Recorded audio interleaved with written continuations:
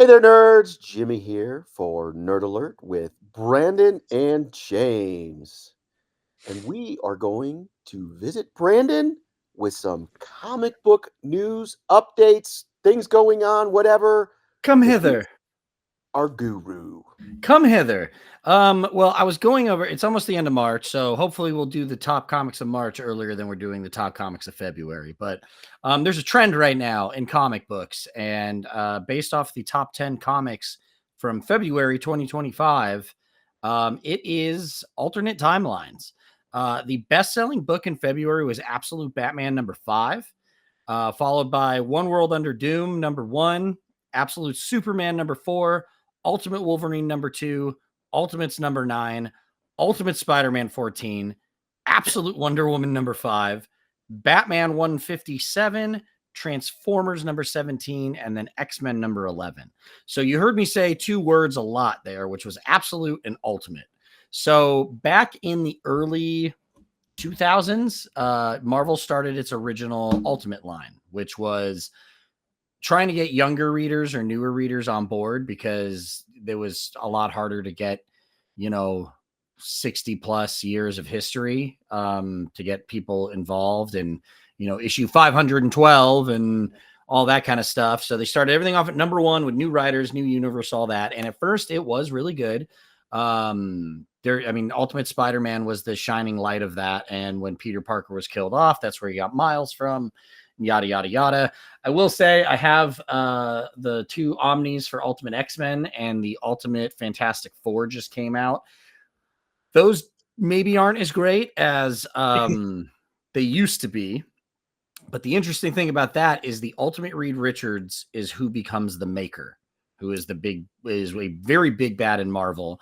And a while back, he went and kind of started his own world, the new Ultimate world, and that's what these books are coming from. With that, I think DC kind of took a page out of their book and wanted to try to do the same thing. This was headed up by Scott Snyder, and we had Absolute Batman, Absolute Superman, Absolute Wonder Woman. Absolute Flash just came out, and it was the best-selling Flash comic since 1987. Everybody grabbed it, and basically this came out of the All In special, which was the beginning of Justice League Unlimited, which is happening right now, which I can also get into. But basically, there's a splintered timeline that Darkseid has basically rewritten to give, like, would all these heroes be as good and successful if they didn't have the advantages that they had? So these are what? It's just Doomsday Clock without Dr. Manhattan. I mean, sort of. Well, not necessarily, because the big changes is Bruce Wayne is much. They're all younger.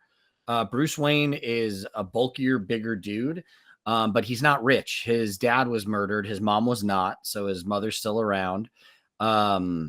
Superman didn't leave Krypton until he was a young kid. So he has like a memory of his parents and Krypton and everything. And Ultimate Wonder Woman is basically raised in hell instead of on Themyscira.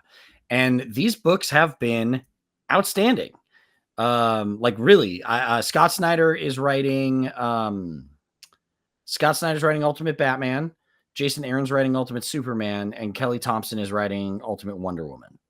And they just did Ultimate Flash with Jeff Lemire. So they've got some big names, big guns on here. And so far it's been great.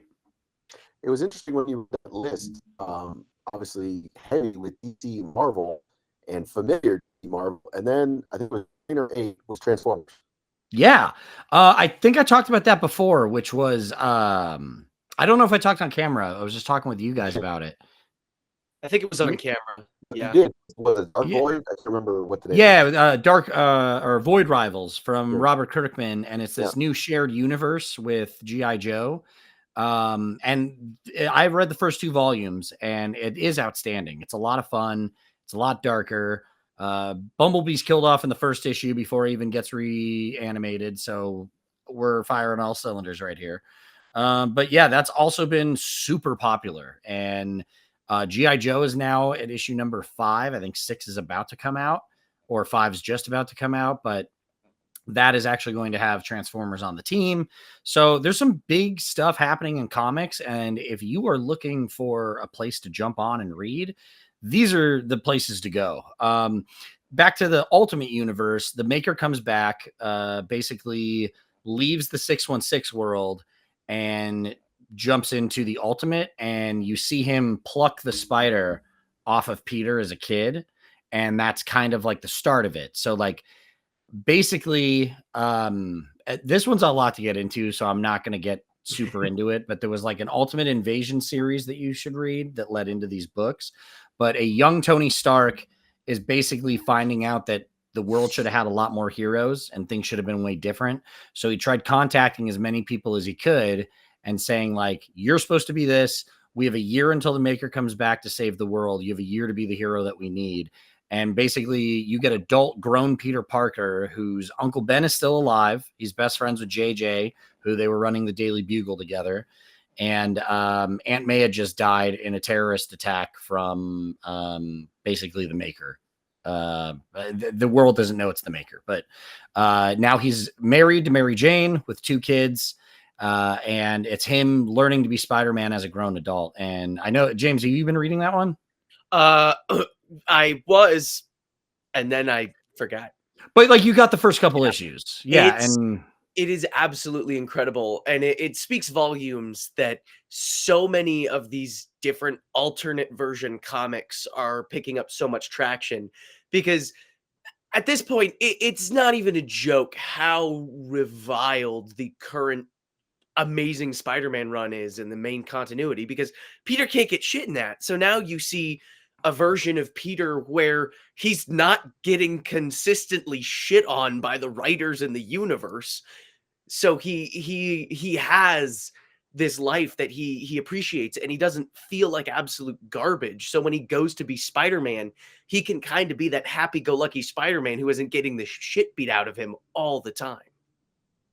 I mean, it's taken a few dark turns already, and I was talking to Jay about this, and I was like, man, there's something heavy coming this way. It's going to be heartbreaking. Like, Peter is just going to get hurt to no end here, and I'm not ready for that. But so far, it has been outstanding. It is the one series that Hickman is writing, with Ultimate Black Panther, Ultimate X-Men, and now Ultimate Wolverine, which was on this list as well. This is where Wolverine is the Winter Soldier. Interesting.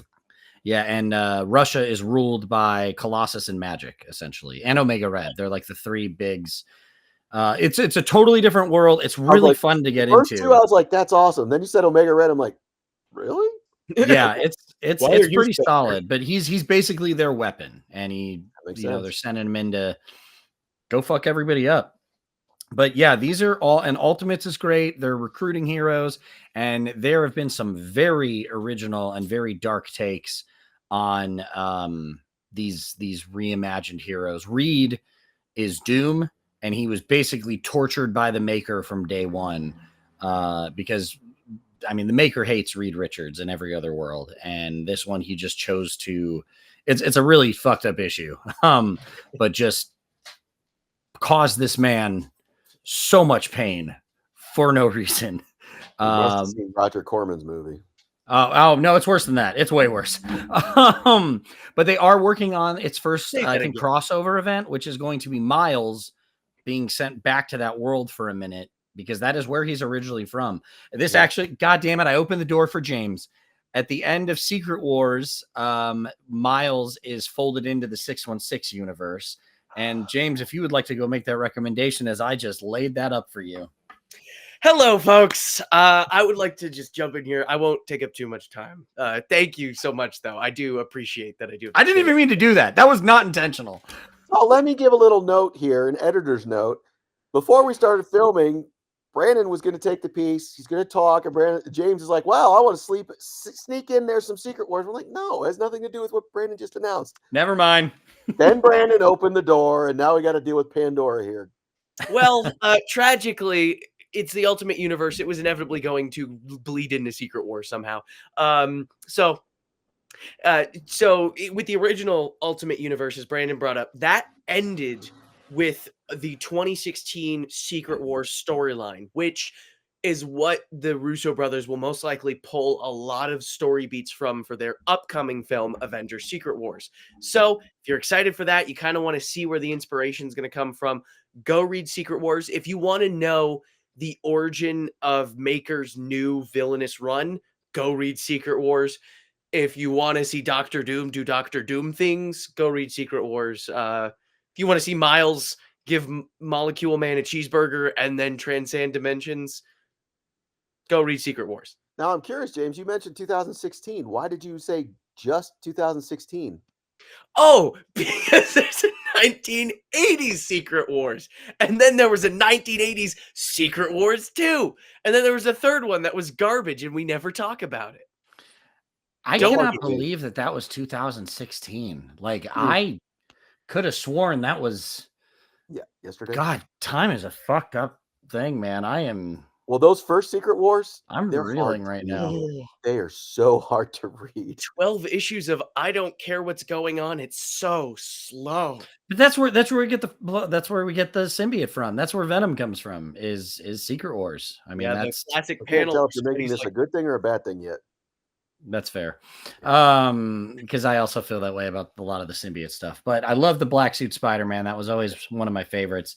But yeah, I mean, also while we're on we're kind of getting off topic here, but any of the artwork that has been online for Secret Wars, that concept artwork, the Russo brothers have come out and said that is not theirs.